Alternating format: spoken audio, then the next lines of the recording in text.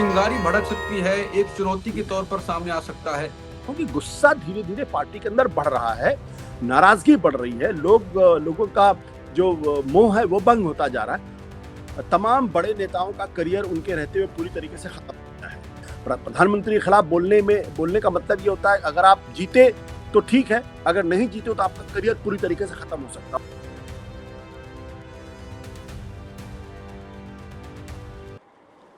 उपराष्ट्रपति जगदीप धनखड़ के इस्तीफे के बाद सियासत में भूचाल आ गया है और हर कोई पूछ रहा है अब किसकी बारी।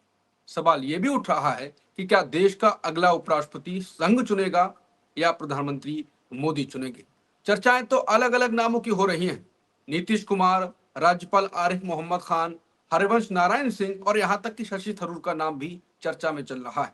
लेकिन बीजेपी के नेताओं का कहना है कि इस बार उपराष्ट्रपति का चेहरा संघ की पसंद से ही आएगा, यानी कोई ऐसा जो पूरी तरह से बीजेपी विचारधारा से जुड़ा हो, कोई बाहरी चेहरा नहीं आएगा। पर बड़ा सवाल यही है कि संघ जिसे चुनेगा, क्या मोदी जी भी उस पर सहमति जताएंगे, उसे मानेंगे। अंत में फिर वही सवाल कि आगे क्या होने वाला है। नमस्कार, मैं हूं अंकुर और आप देख रहे हैं सत्य हिंदी का खास शो आशुतोष की पैनी नजर, जहां आशुतोष जी खबर की खबर लेकर असली खबर बताते हैं। और अब वो बताएंगे कि आगे क्या होने वाला है, किसकी पसंद का आएगा, क्या संघ और बीजेपी में, मोदी और संघ में और बवाल उपराष्ट्रपति के उम्मीदवार या पद को लेकर अब होने वाला है। आशुतोष जी। देखिए अंकुर, सबसे पहले बात तो ये बहुत इंपॉर्टेंट बात है समझने की कि 11 साल के नरेंद्र मोदी के शासन के दौरान ये पहली बार ऐसा हुआ है जब किसी तरीके का डिफायंस हुआ है। उसके पहले बहुत सारे ऐसे नेता थे जिन्होंने बहुत विनम्रता के साथ पद छोड़ दिया था। चाहे वो सुषमा स्वराज हो, चाहे सुमित्रा महाजन हो, उनके टिकट भी काट दिए गए थे और कहीं से किसी तरीके की कोई विरोध की आवाज़ सुनाई नहीं पड़ी थी। हालांकि शुरू में जब वो प्रधानमंत्री बने थे, उस वक्त कुछ राज्यों के चुनाव हारने के बाद मार्गदर्शक मंडल के कुछ लोगों ने एक चिट्ठी लिखकर चिंता जरूर जाहिर की थी, लेकिन वो बड़े सीनियर लोग थे, मुरली मनोहर जोशी जैसे लोग उसमें थे।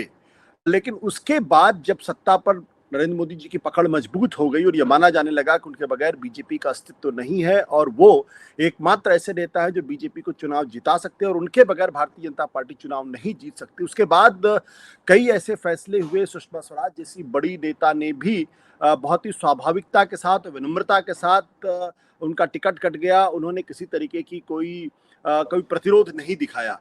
लेकिन जो जानकारियां जगदीप धनखड़ के समय से आ रही हैं, वो जानकारियां बहुत परेशान करने वाली जानकारियां हैं, खासतौर पर भारतीय जनता पार्टी और में नरेंद्र मोदी और अमित शाह को लेकर। क्योंकि ये जो पूरी की नाराजगी थी और जो इस तरीके से उन्होंने इस्तीफा दिया, ये एक लंबी प्रक्रिया का हिस्सा है। जैसा कि मैं पहले भी बता चुका हूं कि जगदीप धनखड़ पिछले कई दिनों या कई हफ्तों से बहुत अपमानित महसूस कर रहे थे, उनकी ईगो हर्ट हुई थी। उसके बाद जो खबरें आई कि संसद के अंदर जिस तरीके से उन्होंने जस्टिस वर्मा के मामले को आगे बढ़ाने की कोशिश की या जस्टिस शेखर यादव के इम्पीचमेंट को आगे बढ़ाने की कोशिश की है, वो सारे एक तरीके का डिफायंस शो करता है। जाहिर सी बात है, जब शो ऑफ स्ट्रेंथ होगा तो उसमें जगदीप धनखड़ अपने आप को अकेले पाएंगे और वो नरेंद्र मोदी सरकार और अमित शाह और भारतीय जनता पार्टी का मुकाबला नहीं कर पाएंगे। लेकिन ये महज सिर्फ उनका डिफायंस शो करना ही इस बात का प्रतीक है और प्रमाण है कि नरेंद्र मोदी की लीडरशिप को लेकर पार्टी के अंदर नाराजगी है और लोग अभी उन बातों को उस तरीके से नहीं कह पा रहे हैं। लोग अपने आप को अपमानित भी महसूस करते हैं जिस तरीके का बर्ताव उनके साथ होता है। डॉक्टर हर्षवर्धन का राजनीति पूरी तरीके से खत्म हो गया। अगर आप ध्यान से देखें, रविशंकर प्रसाद भी बिना किसी कारण के कैबिनेट मिनिस्टर से हटा दिए गए। इसी तरीके के महाराष्ट्र के एक दो नेता है जिनको भी हटा दिया गया। तो जगदीप धनखड़ ने जो डिफायंस शो किया है, मुझे लगता है कि वो एक जिसे कहते हैं मामूली सी चिंगारी है जो आगे भड़क भी सकती है और नरेंद्र मोदी अमित शाह का जो कब्जा है उसको एक चुनौती के तौर पर भी सामने आ सकता है। जो आपने कहा चिंगारी भड़क सकती है, एक चुनौती के तौर पर सामने आ सकता है, ये मुझे इतने जल्दी राजनीति तो समझ नहीं आती, आप ही लोगों से सीखता हूँ। ये चिंगारी क्या कैसे भड़क सकती है, कुछ हल्का सा मुझे समझाएं थोड़ा इसका क्या हो सकता है। देखिए जिस तरीके से इनका पूरा रवैया है हाँ। बीजेपी के अंदर, नरेंद्र मोदी और अमित शाह का जो पूरा रवैया है वो एक तरीके से अथॉरिटेरियन रवैया है। तमाम बड़े नेताओं का करियर उनके रहते हुए पूरी तरीके से खत्म हो गया है। अभी तक कोई चू नहीं कर रहा था। जिसका मन किया उसको टिकट दिया, जिसका मन किया उसको टिकट काट दिया। आप देख लीजिए कि मध्य प्रदेश के अंदर शिवराज सिंह चौहान जैसे बड़े नेता को, जिनके नेतृत्व भारतीय जनता पार्टी जीती, उनको हटा के वहां पे मोहन यादव को बना दिया गया, जिनका कोई वजूद दिखाई नहीं पड़ता। इसी तरीके से राजस्थान के अंदर देखिए आप, वहां सिंधिया, वसुंधरा राजे सिंधिया को जिस तरीके से हटाया गया और उनकी जगह भजनलाल शर्मा को रखा गया, वो बहुत अपमानित करने वाला। तो वो स्वाभाविक तौर पर मुख्यमंत्री पद की दावेदार थी और उनको मुख्यमंत्री बनना भी चाहिए था, लेकिन भजनलाल शर्मा जो तो कहीं किसी कतार में नहीं थे, उनको अचानक मुख्यमंत्री बना देना। इसी तरीके से गुजरात के अंदर नितिन पटेल और तमाम बड़े नेताओं की जो दावेदारी थी उसको हटा के वहां भूपेंद्र पटेल को मुख्यमंत्री बना देना। उत्तराखंड के अंदर भी यही स्थिति की, उड़ीसा में भी यही स्थिति पैदा हुई है। तो हर जगह पूरी कोशिश ये की गई है कि जो मजबूत नेता हैं, जो जिनका अपना वजूद है, जो अपने बल पे चुनाव जीत सकते हैं, उनको कमजोर किया जाए और उनकी जगह उनको सत्ता में लाने की कोशिश की जाए, जो पपेट्स हों, जो दरअसल कठपुतली, जो जिनसे कहा जाए उठो तो उठे, जिनको कहा जाए बैठो तो बैठे। ये काम मिसेस गांधी बहुत संजीदगी के साथ करती थी। उनके बारे में कहा जाता था कि वो जो पौधे लगाती थी तो उनको उखाड़ के देखती थी उसमें जड़ आया या जड़ नहीं आया, यानी अगर कोई नेता अगर पनपने लगता था तो वो उसको चेक करती थी, कहीं ऐसा तो नहीं इसका कोई आधार बढ़ रहा हो। जब आधार बढ़ने लगता था तो उसको कमजोर करने की कोशिश की जाती। ये जो स्थितियां हैं, ये स्थितियां किसी भी राजनीतिक पार्टी में कोई भी महत्वाकांक्षी नेता को पसंद नहीं आती हैं, क्योंकि उनको अपना वजूद खतरे में हमेशा दिखाई पड़ता है। जगदीप धनखड़ इसलिए उपराष्ट्रपति बने थे या इसलिए वो गवर्नर बने थे क्योंकि उनके बारे में मशहूर था कि जो कुछ कहा जाएगा करेंगे अक्षरशः। वो पूरी तरीके से कठपुतली थे। उन्होंने जिस तरीके से बंगाल के अंदर ममता बनर्जी के लिए जीना हराम कर दिया और उस राज्यसभा के अंदर जिस तरीके से विपक्ष को पूरी तरीके से परेशान किया, बोलने नहीं दिया, उनके खिलाफ इम्पीचमेंट तक आया। तो अगर उन जैसा आदमी भी अगर विद्रोह पे आमादा हो जाता है या प्रतिरोध करने की कोशिश करता है तो इसका मतलब यह है कि पानी सिर के ऊपर से गुजरने लगा है। और इसी संदर्भ में अगर आप देखिए कि पिछले 2 साल से भारतीय जनता पार्टी अपना अध्यक्ष नहीं चुन पाई है आरएसएस के दबाव में, तो कहीं ना कहीं एक चिंगारी जो है वो भटकने के लिए आतुर दिखाई पड़ रही है। अब ये कब भड़केगी, कब नहीं भड़केगी, कहना थोड़ा सा मुश्किल, क्योंकि राजनीति में थोड़ा वक्त लगता है। प्रधानमंत्री के खिलाफ बोलने का मतलब ये होता है अगर आप जीते तो ठीक है, अगर नहीं जीते तो आपका करियर पूरी तरीके से खत्म हो सकता है। और एक ऐसे प्रधानमंत्री के नेतृत्व में जिनके खिलाफ विरोध करने का सीधा सा अर्थ है कि आप न केवल आपकी राजनीति खत्म हो सकती है बल्कि आप जेल भी जा सकते हैं। तो उस संदर्भ में मैंने कहा, इसलिए जगदीप धनखड़ का जो डिफाइंस शो किया गया है या जो अखबारों में खबरें आ रही हैं उससे साफ है कि लोगों के अंदर गुस्सा, बीजेपी के अंदर गुस्सा बढ़ता जा रहा। अगर आप उत्तर प्रदेश का ही उदाहरण ले ले तो उत्तर प्रदेश में ही योगी आदित्यनाथ लगातार डिफाई कर रहे हैं। हालांकि उनको अपने मन का डीजीपी तक चुनने नहीं दिया जा रहा है। 3 बार उन्होंने एक्टिंग डीजीपी को चुनाव किया है।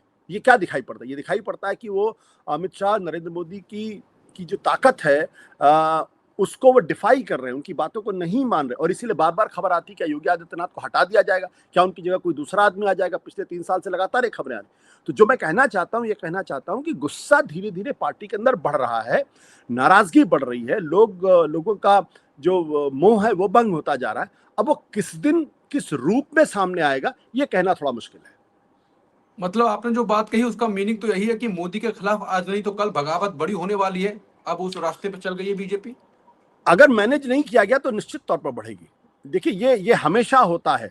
इंदिरा गांधी जैसी इतनी पावरफुल नेता के बावजूद भी दो बार उनके खिलाफ विद्रोह हुआ, बगावत हुई, यहां तक कि उनको पार्टी से भी निकाल दिया गया था। और 2 बार इंदिरा गांधी ने अपनी खुद की पार्टी तोड़ी, लोगों ने उनकी पार्टी छोड़ी और 2 बार उनको अपनी पार्टी को नए सिरे से बिल्ड करना पड़ा। तो ये ऐसा नहीं कि इतिहास में अगर कोई बहुत पावरफुल लीडर हो जाता है तो उसके खिलाफ आवाजें नहीं उठती या उसके खिलाफ लोग खड़े नहीं होते। तो इंदिरा गांधी के समय में अगर हो सकता तो आज क्यों नहीं होता। हाँ, आज की बात ये कि बीजेपी एक बहुत ही डिसिप्लिन पार्टी है, अनुशासित पार्टी है, काडर बेस्ड पार्टी है और आरएसएस का वरदहस्त उसके ऊपर है। तो इसलिए कांग्रेस जैसा उतना आसान नहीं है कि पार्टी टूट जाएगी। मैं ये नहीं कह रहा पार्टी टूट जाएगी, लेकिन जगदीप धनखड़ का जो डिफाइंस था वो अपने आप में उसको डिकोड करने की जरूरत है और उससे सबक लेने की जरूरत है कि आप बियॉन्ड अ पॉइंट आप किसी को अपनी कठपुतली नहीं बना पाएंगे और अगर कोशिश करेंगे तो फिर वो जगदीप धनखड़ जैसा फट भी सकता है। बिल्कुल, जो कल से आशुतोष जी कह रहे थे कि बड़ा गेम होने जा रहा है, बड़ा गेम होने जा रहा है, उसका मतलब यही था कि ये भी अब हो सकता है उनका उपराष्ट्रपति जगदीप धनखड़ का इस्तीफा कोई छोटा मोटा इस्तीफा नहीं है, उस पर आगे बात बढ़ेगी। अब सवाल जो मैंने शुरुआत करी कि आपने ये भी जिक्र किया कि बीजेपी अध्यक्ष अभी तक इसलिए नहीं चुन पाए क्योंकि संघ और बीजेपी के बीच अभी तक सालों हो गए नहीं हो पा रहा है। तो उपराष्ट्रपति को लेकर भी चर्चाएं चल रही है, नीतीश कुमार का नाम आ रहा है, हरिवंश नारायण सिंह का नाम आ रहा है, थरूर का भी नाम आ रहा है। तो और कहा जा रहा है कि संघ चुनेगा अपनी विचारधारा का आदमी, बीजेपी का कोर मेंबर होना चाहिए, कोई बाहर का नहीं होगा। यहाँ पर देखिए, मोदी कुछ और चाहेंगे, संघ कुछ और चाहेगा, बवाल होगा फिर। इन सब चीजों पे मुझे उतना यकीन नहीं है कि नीतीश कुमार आ जाएंगे या शशि थरूर आ जाएंगे। अमित शाह, नरेंद्र मोदी को ऐसे लोग पसंद ही नहीं है जिनकी जरा भी रीढ़ की हड्डी। तो जैसे अचानक वो बिरला सामने आ गए थे और स्पीकर के पद पर आसीन हो गए, जिनको कोई जानता ही नहीं था। यहाँ तक कि अगर आप राजस्थान के लोगों से भी पूछेंगे तो उनके बारे में किसी को बहुत ज्यादा जानकारी नहीं थी। जब उनका नाम आया तो लोग चौंक गए। जैसे कि भजनलाल शर्मा का नाम किसी को नहीं मालूम था और अचानक वो राजस्थान के मुख्यमंत्री बन गए, या मोहन यादव अचानक मुख्यमंत्री बन गए। तो उसी तरीके का कोई आदमी कोई भी हो सकता है, इसी तरीके का कोई आदमी होगा जो कहो उठो तो उठेगा, बैठो तो बैठेगा। जगदीप धनखड़ उन्हीं लोगों में से थे। जब उठने के लिए कहा जाता था उठते थे और बैठने के लिए कहा जाता था बैठते थे। लेकिन उसकी सीमा है, एक सीमा के बाद फिर आदमी को लगने लगता अब ये मुझसे नहीं होगा। तो जगदीप धनखड़ ने वो कहा। मैं जो बात ये कह रहा हूं कि जो लोग कह रहे हैं नीतीश कुमार आएंगे, या मुझे नहीं लगता कि ऐसी कोई स्थिति। नीतीश कुमार की तबीयत वैसे भी ठीक नहीं है, उनको बिहार का चुनाव लड़ना है। वो अगर वहां से राष्ट्रपति बन जाएंगे तो वो उस तरीके से बिहेव नहीं करेंगे जिस तरीके से जगदीप धनखड़ बिहेव करते थे। वो एक मजबूत नेता रहे। तो संसद चलाना है और संसद चलाने में अमित शाह का डिक्टेशन उनको लेना पड़ेगा, नरेंद्र मोदी का डिक्टेशन लेना पड़ेगा। नीतीश कुमार उन लोगों में से नहीं है जो बिल्कुल पूरी तरीके से साष्टांग दंडवत हो जाएंगे। तो इसलिए उनका नाम नहीं हो सकता। शशि थरूर अगर कांग्रेस में अगर बगावत कर सकते हैं तो भारतीय जनता पार्टी में तो और भी मुश्किल उनको पैदा होने वाली। इसलिए कोई ऐसा आदमी होगा जिसकी बिल्कुल रीढ़ की हड्डी नहीं होगी और बहुत ही, जिसे कहते हैं कहने, क्योंकि आज की तारीख में 240 सांसद है उनके बीजेपी के पास।